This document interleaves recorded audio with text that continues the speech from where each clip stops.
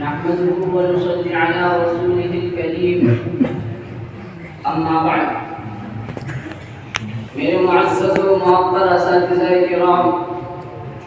اور عزیز ساتھیوں، یہ بات تاریخ کی پیشانی پر واضح حروف میں لکھی ہوئی ہے کہ ہندوستان مسلمانوں کی آمد سے قبل ظلمت و تاریکی، ظلم اور بدنظمی کی بھول بھلیوں میں بھٹک رہا تھا۔ آپ سے اتحاد پارا پارا تھا، تہذیب و تمدن اس کے لیے شیء نامانوس تھی، صحت و سلامتی اس کے لیے اجنبی چیز تھی، عورتوں کے حقوق پامال تھے، ذات پات میں منافرت عام تھی،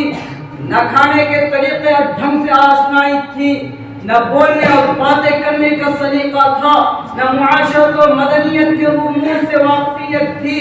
پھر مزید یہ کہ جو قوم بھی اس میں آتی اسے برباد کرنے، یہاں کے اثاثوں کو پامال کرنے اور اس کے باشندوں کو ذلیل و رسوا کرنے کے لیے ہی آتی تھی۔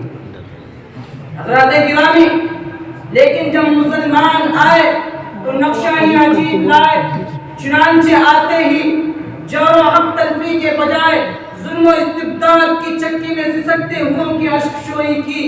جوئے خون کو جوئے شیر میں تبدیل کیا، کوہسار کو بہشتزار بنایا، فتنہ پردازیوں کو ختم کیا، انتشار کو اجتماعیت میں تبدیل کیا، ستی کے رواج کا خاتمہ کیا، اور تھوڑے ہی دنوں میں آلیوں کے ٹکڑے ٹکڑے کیے گئے علاقوں کو جوڑ کر ایک عظیم سلطنت بنا دیا۔ اور گوشے گوشے میں کوئی بزم ہو، کوئی انجمن، یہ شعار اپنا قدیم ہے، کوئی بزم ہو، کوئی انجمن، یہ شعار اپنا قدیم ہے، جہاں روشنی کی کمی ملی وہیں ایک چراغ جلا دیا۔ کچراغ ڈال لے کر تہذیب و تمدن کے شامیانوں کو روشن سے روشن تر کرتے چلے گئے، یہاں کے رہنے والوں کو ہمت و حوصلہ دیا۔ وہ کیلے کے پتے پر کھاتے تھے، زیب و زینت کا ان کے پاس کوئی سامان نہیں تھا، انہوں نے کیلے کے پتے کی جگہ ایسے ایسے برتن اور ایسے ایسے ظروف دیے کہ دنیا حیرت زدہ رہ گئی۔ چٹنی اور اچار کھانے والوں کو 80 قسم کی سبزیاں دی، گڑ چاٹنے والوں کو درجنوں قسم کی شاہانہ اور رنگین مٹھائیاں دی، اور تہذیب و تمدن، عروج و ارتقاء کے اسباب مہیا کرائے۔ حضرات گرامی، لیکن جب 16ویں صدی کی آخری دہائی آئی تو ملک پر سفید فالوں کا برا سایہ چھانے لگا۔ یہ ناپاک فتنہ لوگ وطن عزیز پر شبخون مارنے لگے، دن دہاڑے اس سونے کی چڑیا کو کنگال کرنے لگے، مادر وطن میں آپ ہڈی سلگانے لگے، تو ایسے ہو چکا اور روح پر سارت میں سب سے پہلے مسلمانوں کی ہی امیت جاگی، اور وہی سب سے پہلے یہ نعرہ بلند کرتے ہوئے میدان کارزار میں کود پڑے کہ اے ظالموں، اگر تم ہماری جڑوں کو صلیب کی نظر کرنا چاہتے ہو تو سن لو کہ ہم وہی ہیں جنہوں نے ایک ہی آواز کے اندر جنگل کے جنگل خالی کروا دیے، خیبر کے مضبوط و مستحکم قلعوں کو منٹوں میں اکھاڑ کر پھینکنے والے ہم ہی ہیں، اور پھر کبھی مرعوب ہم ہوتے نہیں شور سلاسل سے، نہیں ڈرتے کبھی ہم قوت بازوی قاتل سے، کبھی ہم دار پر چڑھ کر وفا کے گیت گاتے ہیں، کبھی شیر خدا ہم بن کے باطل کو مٹاتے ہیں۔ کالی جزیہ پڑھتے ہوئے قائدین ملت و رہنمان اسلام حضرت سید احمد شعید، حضرت سید احمد سعید اور میر ولایت اپنے خاندان سمیت انگریزوں اور انگریزوں کے پٹھوں سے مقابلہ کرنے کے لیے میدان کارزار میں کود پڑے، اور ایک ہی دم میں پورا کا پورا خاندان شہید ہو گیا۔ صادق پور میں پورے قبیلے کے قلعے اور گھر و دیوار پر حل چلوا دیے گئے، دہلی میں توپ کے دہانے پر باندھ کر سینکڑوں لوگوں کے پرچے اڑوا دیے گئے۔ حضرات گرامی،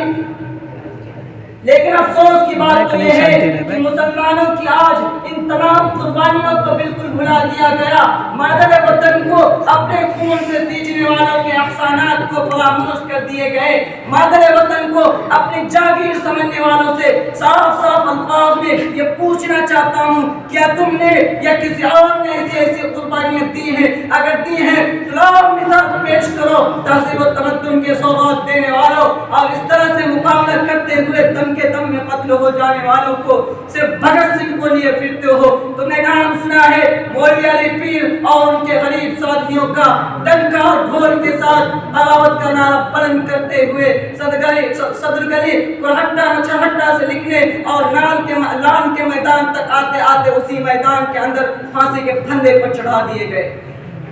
مجھے جواب دو، دہلی میں بغاوت کے جرم میں اپنے علاقوں کو کھنن کروانے والے اور توپ سے ٹکڑے ٹکڑے ہو جانے والے کیا چاندنی چوک کے ساہوکار اور صدر بازار کے بزار تھے یا فاٹک خاتون کمان گیٹ اور جامع مسجد کو شاہ وادیب اور چھوٹے چھوٹے زمیندار تھے؟ اے ملک کے انصاف پسندوں، ذرا انصاف کے ساتھ جواب دینا کہ تشت میں شہزادگان بہادر شاہ کے سر تھے یا راجہ کنور سنگھ کے بیٹوں کے؟ آخر یہ شعر پڑھتے ہوئے کون گھر سے بے گھر ہوا؟ مجھے جواب دو. اے وقت کے دانش مندوں، جمنا ندی شاہد ہے، وہ تمہیں پتا ہے کہ کس بے دردی کے ساتھ مسلمان قتل ہو رہے تھے،